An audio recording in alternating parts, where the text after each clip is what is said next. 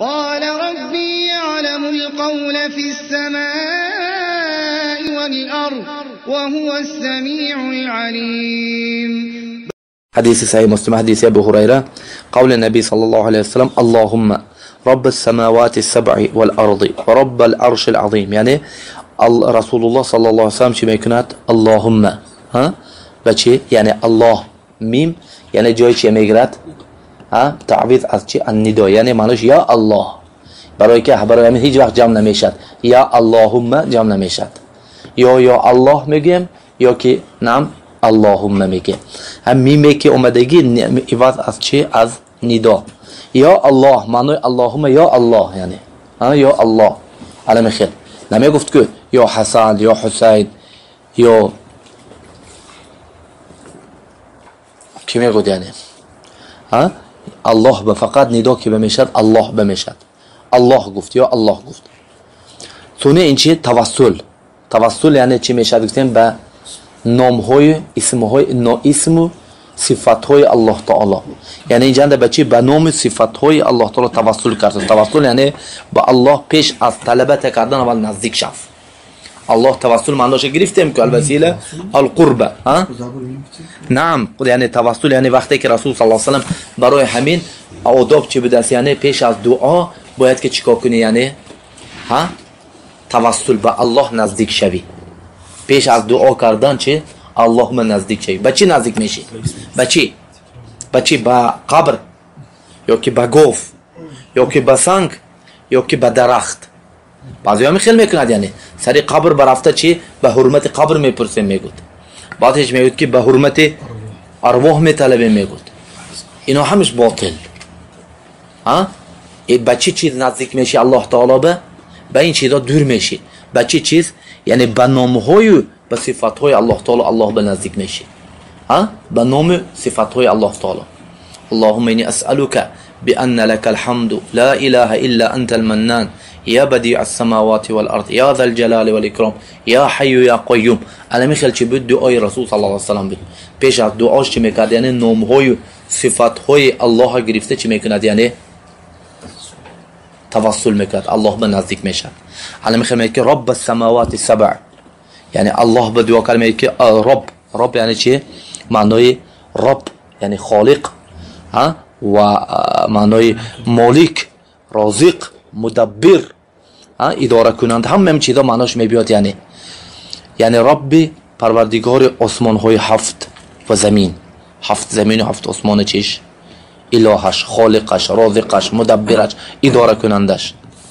و رب العرش العظیم، یعنی عرش از همه عظیمترین مخلوقات چی؟ عرش، صاحب چی؟ عرش.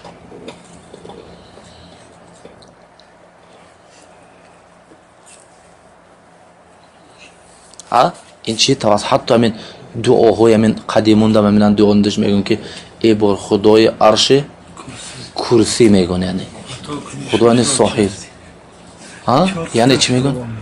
عرش کرسی میگن. یعنی به چی توسل کرد؟ یعنی به ربوبیت الله تعالی، ربوبیت خاصه، یعنی عرش کرسی رب بدنش. صحیح این چیز؟ صحیح این چیز؟ حتی هم 6 چیزی میپرسیدم صحیح: ایمان و امان و تندرستی، علم و عمل فراغ دستی. همین صحیح اومده این چیزا.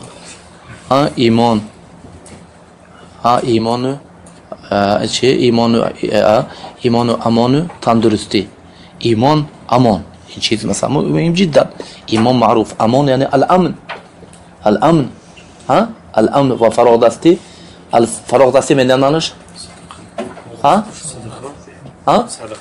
نه دست خالگی، یعنی مشغول نشدن. مثلا چه؟ آدم که مرد خلاص، یعنی دست بسته شد. نه معنیش یعنی دست خالگی، یعنی آدم مثلا دست بستگی. نه یعنی وقت ندارد. فهمدید؟ حاضر مثلا انسان فراغ دستی حاضر وقتش های دنیای چی؟ فراغ دستی یعنی که وقت یاده. لیکن وقتی که آدم مرد چی شد؟ الان چی؟ حاضر نمیگویی که مثلا وقتم نیست. وقتت منی کای نمیشه. وقتی که برده میدونه گربه پرتوینده همین وقتت نمیشه. لیکن توبه وقتت های همینه چی گفت رسول صلی الله علیه و سلم نعمتان مغبون فیهما کثیر من الناس. یعنی دو نعمتایی که بسیار آدم‌ها مغبونن، یعنی فریب میخورن، یعنی قدر دو نعمت نمیدونند. این چی وای؟ الصحت والفراغ. صحت تندرستی، فراغ دستی. سبحان الله، از حدیث گرفته یعنی چی؟ و امان یعنی قول نبی صلی الله علیه و سلم که من اصبح آمنا فی سربه معافا فی جسده وعنده قوت یومه فكأنما حیزت له الدنیا. روایت باز دارنده بأسرها. همین سه چیز اگر باشد خلاص تو خودت ملک دنیا حساب کن.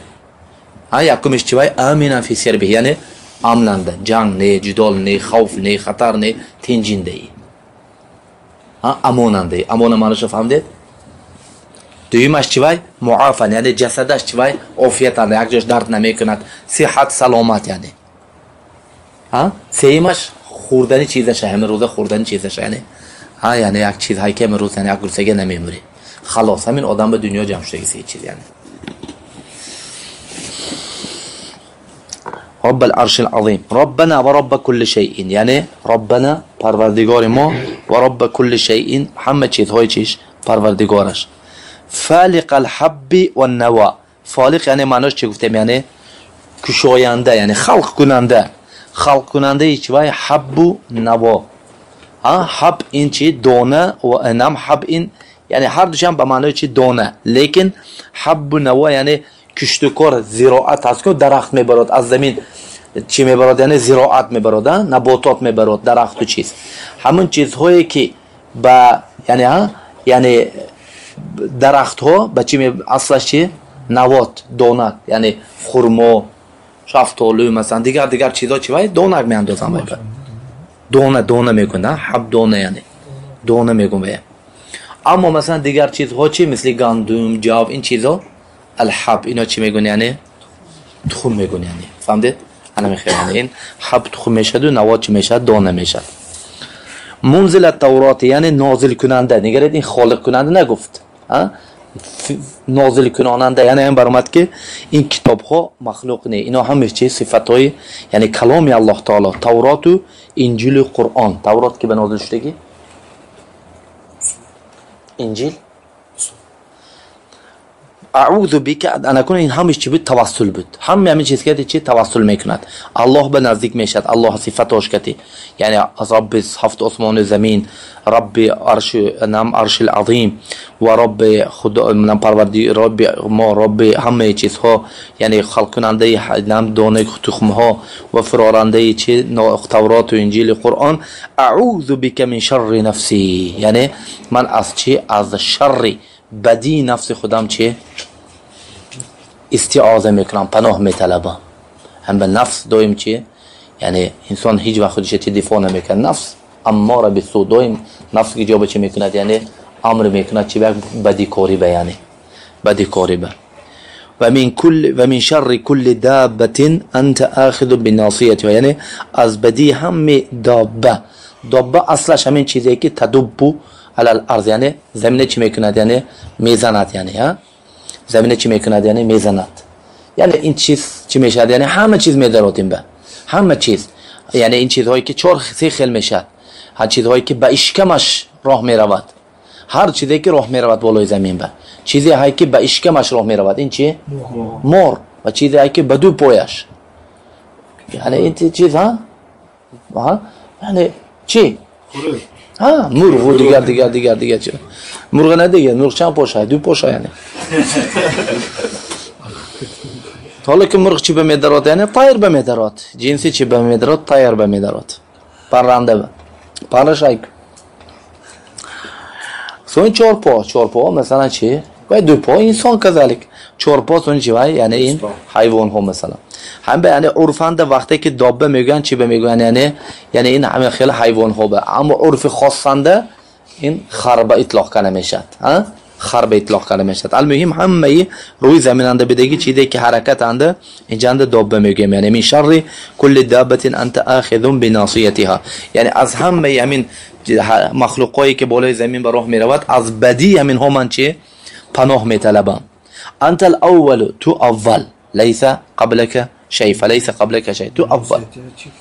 نعم انت اخذ بناصيتها. ناصیه گفته چه میگیم؟ یعنی همین مقدمه رأس پیش سر، سرشوی، یعنی هر چیز یعنی چیش دستی الله سبحانه و تعالی به، یعنی معناش یگون چیز از ملک الله تعالی برآمده، به اراده به امر الله تعالی یگون چیز کار کرده نمیتواند.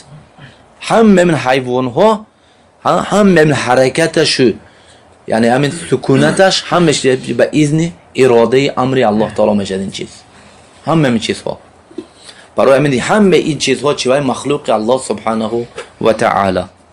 انت الاول تو اولینی فلیس قبلک شیء، پیش از تو یگون چیزی یا که کسی نیست.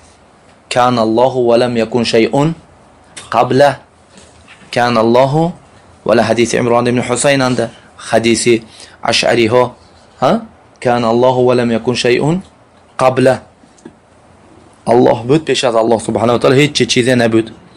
و انت الاخر فلیس بعدک شیء، تو آخرینی بعد از تو چیزی نیست. الله سبحانه و تعالی آخرین. نعم اول بلا متى آخر بلا انتهى. و انت ظاهر فلیس فوقک شیء، ظاهر معناش عالی، تو عالی، والا مقامی، بالای تو به هیچ کسی چیزی نیست از الله تعالی بالا، نه صفتشنده نه قدرشنده نه شأنشنده نه ذاتشنده، یگون چیز از الله تعالی بالاش نمیتواند، برای که الله بالای چی بیانه؟ بالای عرش به، و عرش از همه بالاترین مخلوق.